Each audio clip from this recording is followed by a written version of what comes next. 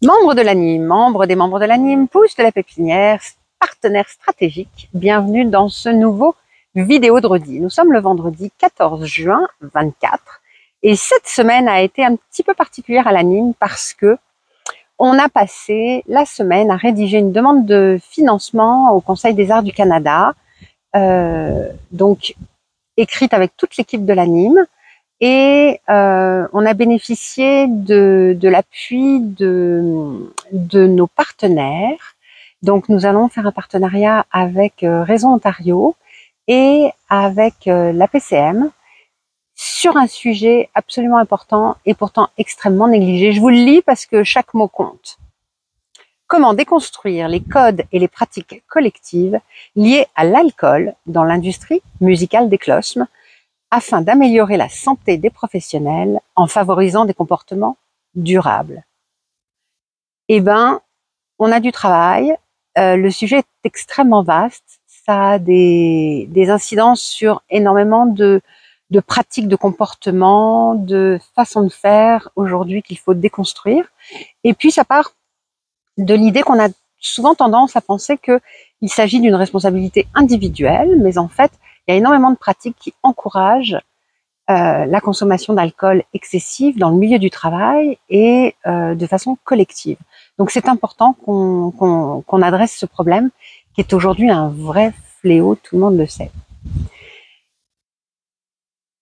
Pour ce projet, on a aussi d'autres partenariats dont on est très fiers. Un partenariat avec l'AFFC, qui est le réseau des femmes au Canada, et le réseau Enchanté, qui est le réseau qui regroupe toutes les fiertés au Canada et bon nombre de mouvements queer. Donc merci de votre confiance.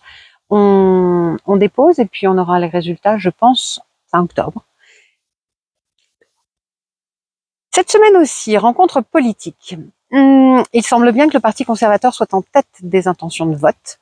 Nous avons participé à une rencontre organisée par la CDEC, donc la Coalition pour la diversité des expressions culturelles, qui nous faisait rencontrer un cabinet de lobbying qui s'appelle PAA et qui venait nous expliquer comment dealer avec ce nouveau parti dont on n'a pas encore l'habitude et quels étaient les axes qui étaient développés en matière de politique et comment mettre en valeur les arts et la culture dans ce contexte.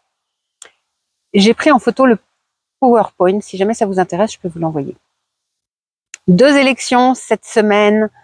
Yao a été élu au conseil d'administration de la FCCF. Félicitations Yao. Et nous avons donc 2 représentantes de l'industrie musicale qui ont aussi des entreprises et qui vont défendre le point de vue de la musique, mais pas que, qui vont représenter les arts et la culture au CA de la FCCF.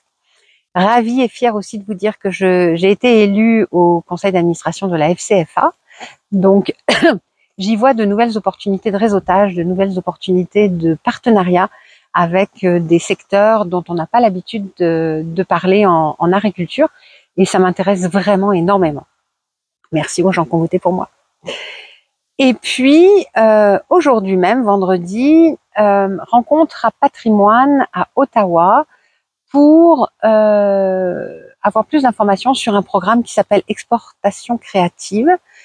C'est Nathalie Bernardin qui représente l'ANIM et visiblement, elle revient avec une idée en tête et puis la possibilité de déposer dans ce programme-là. Voilà, pas mal hein, comme semaine. Je vous souhaite une excellente fin de semaine. On se retrouve la semaine prochaine. Ça fait beaucoup de semaines, ça fait 3 semaines dans 3 phrases. Pas grave. Bisous, ciao.